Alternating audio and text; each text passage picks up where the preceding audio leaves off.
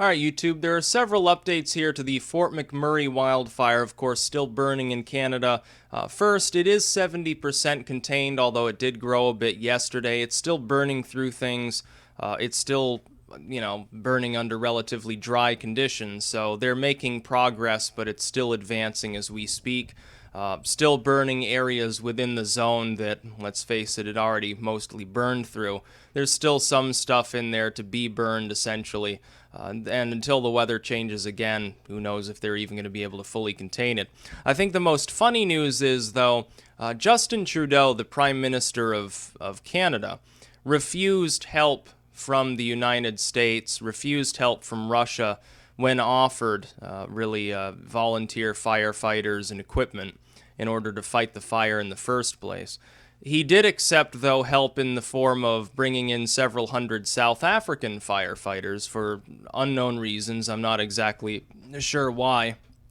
I assume because they happen to be Africans, he felt more comfortable with them around as opposed to a bunch of Russians or Americans, because we know that Justin Trudeau is a little bit phobic about the Western world. He appears to far prefer the third world. I think it's some sort of neurosis on his part.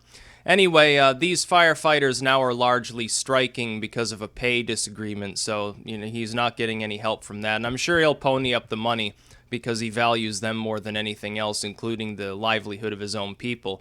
Then we had another apartment building actually in Fort McMurray itself go up in flames. It may or may not be connected to the fact that half the city was burned to the ground.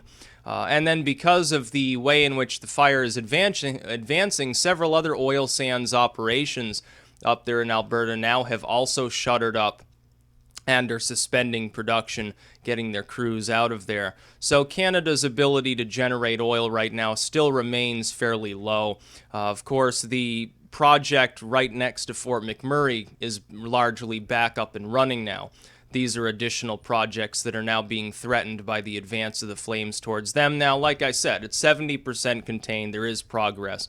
The fire is not going to burn forever. It's not going to burn all of Canada to the ground because a lot of Canada is open plains or fucking tundra that's not really capable of burning. There aren't enough fucking trees to burn.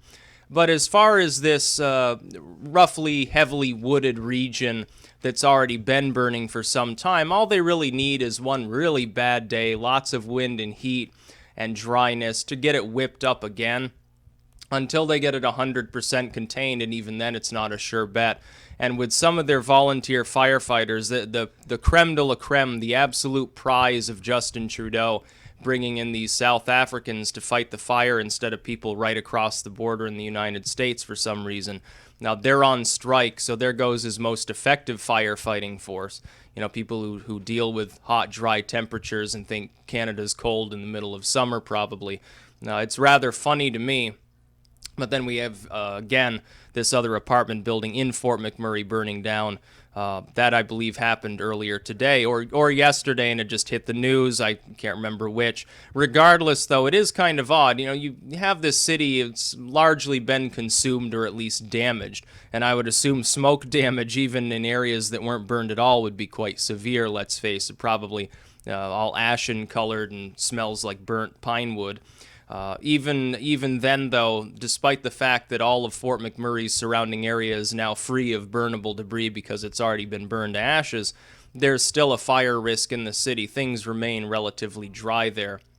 I feel somewhat sorry for the people in that region for Justin Trudeau's absolutely inept response. A little bit like Hurricane Katrina for George W. I wouldn't be surprised if this grinds down his support a little bit because it's just so fucking inept. It's looking at it from the other side of the border here in the United States. If an official in a state here were to react to a major wildfire or any other disaster the way Justin Trudeau has, he would have been sacked very quickly. Or at the very least, he would have ended up a lame duck in whatever office he was actually holding at the time.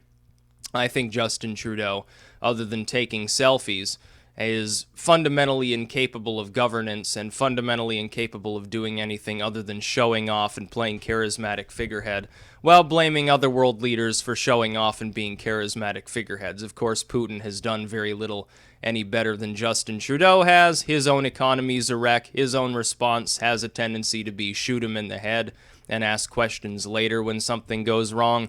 Trudeau, though, doesn't like firearms. He just, I guess he outgays his opponents by wearing more rainbow lapels and freaking them out in that manner because he assumes they're all a bunch of bigots or something. But no, Canada continues to burn. It's not like the fire went away. I mean, I didn't do an update there for a week and a half, 2 weeks. But in that time, the fire grew far larger. It's still larger than it was at the time that it was first sort of headline news. And it's burned an enormous swath across this entire province, an enormous area.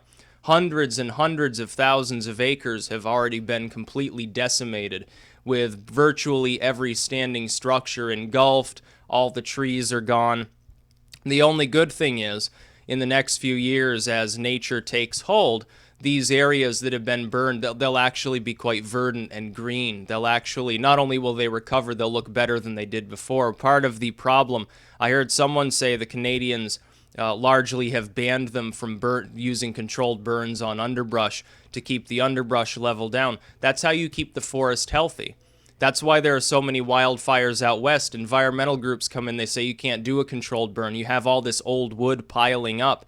The first time you get a really dry spell, anyone lights a campfire, they throw their cigarette away, lightning strikes the wrong location, and all of a sudden you've got a blazing inferno where before you might have had a little wildfire that contains itself overnight. Now all of a sudden it just spreads everywhere, and this has become a continuous problem. Anywhere where nature is not allowed to operate, which is through cycles of burning itself to the ground, let's face it.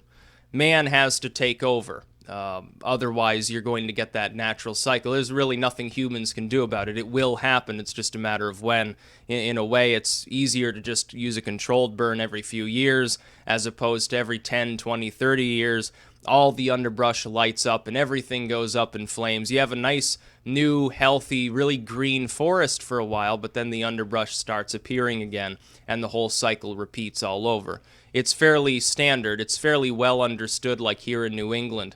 That's why they log out some of the old dying trees over time to keep the forest regenerated, keep it more new, keep it cleaner, in the sense of being less fire prone.